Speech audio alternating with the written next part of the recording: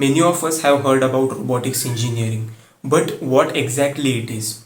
Because many definitions like robotics engineering is about combination of multiple branches of engineering and other terms are described. We will cover about robotics engineering in three important aspects: the college aspect, the technical aspect, and the industrial aspect. It will become easy to classify in these three aspects and relate to that. Before moving forward, the easy meaning of robotics engineering is nothing but the technology used to build the robots. Okay, nothing more than it and nothing less than it. Because technology itself is a big term because it combines multiple things that are used to build the robot. But just for understanding, I gave this meaning. Okay, so if we further classify robotics engineering, then we have the college part. So the college focuses on the curriculum of robotics engineering. Okay, some colleges might be more to the theoretical side, some might be more to the practical side, because practicality is more important than the theory aspect according to me. But still, as someone want to build a robot, they can get into the robotics lab and build the robot by themselves, so that is very important. But if we describe in terms of college, then the robotics engineering is nothing but the combination of mechanical engineering, electronics engineering, and computer engineering, right? So the college syllabus, if you are a robotics engineering student, if you are pursuing robotics engineering or else automation and robotics engineering, AI and robotics engineering, there are multiple domains, right? So the college will combine the syllabus of the electronics department, the computer engineering department, and the mechanical engineering department as of now, because robotics engineering is new at multiple colleges. So they combine multiple subjects and make a curriculum out of it. So this was for the college part, and the most important part is to get the hands-on learning. You can join the college clubs and build some projects around it. That is the only way to improve your skill, and also side by side learn from the external resources, like you can get a course or else just watch YouTube videos, do your own stuff, just trial and error. That's the only way, right? So this was about the college part, like what is robotics engineering in terms of college. Now we will move to the technical aspect of it. According to the technical aspect, the robotics engineer might work on the software part or else on the hardware part, right?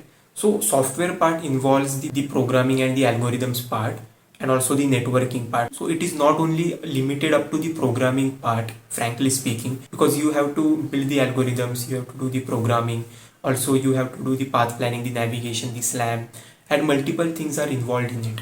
At the same time, you should understand the hardware, how the hardware works together. Even if you want to program the robot, the understanding of basics of robotics like kinematics, dynamics, all these concepts are necessary. And if I talk about the hardware aspect of a robotics engineer, then you can say hardware comes with the designing to the electronics part. Okay, I'm just combining the hardware stuff in one thing, like from the designing to the electronics part of the robot. Okay, so the designing means the 3D designing of the robot, the assembly part, and also you can say electronics means the PCB designing and the electronics required for the robotics part, and studying how it can be used to optimize the system. So that comes under the hardware part. In a broad way, robotics engineer has multiple types of technicalities, like multiple types of work. And if you are a robotics engineer, then you are expected to have experience with the hardware as well as the software. Okay, so if you are a software guy, then you should know somewhat about the hardware stuff. If you are a hardware guy, you should know basics of software, not the all the things, but some basics of it. Because if you are in a robotics company, then you should be able to interact with the other people, the team members there, and solve the problem together. Now taking this topic to the jobs part, which is preferred by many students getting into the robotics engineering domain, like where are we going to work, what will be our duties, and what opportunities are there, all these things. We are not going to discuss the salary in this part, but still the job titles might be robotics engineer, robotics software engineer, robotics developer, embedded engineer, and multiple roles as per the company preferences. So the job title differs as per the job description. Okay, so let's say you are going to work on the software part more and also simultaneously handle the hardware. So your role might be a robotic software engineer. It depends from company to company as per their preferences, as per the requirement. So while applying to a job, reading the job description is much more important than the job role, so that it will help you to understand what are you going to actually do. But what actually happens in a robotics company, right? So there are many companies which are, some companies are big and some companies are startups at this stage. Let's say if you are joining a big robotics company, let's say a manufacturing plant, so your task might be to handle the robots, to teach the robot where should the robotic arm move and what should be its position, so the controlling of the robot. Or else if you are a robot programmer, then you can program the robot as per the robot's position. So this might be one of the role. And some companies like startups where your actual work is to build the robot from the very scratch. So it might be to design the robot, the 3D modeling of the robot, then taking it to the programming part. So that might come under the robotic software engineer, who have to design the navigation stack where the robot will navigate, what will be the algorithms you are going to use, whether you want to use the robot operating system or else without robot operating system also it is possible to move the robot, what will be the actual hardware required, what kind of battery you have to use in the robot. All these things will come under different roles. So the software roles will handle the algorithms part, the design engineer will handle the designing part, and the hardware, or let's say the embedded engineer, will handle the electronics part.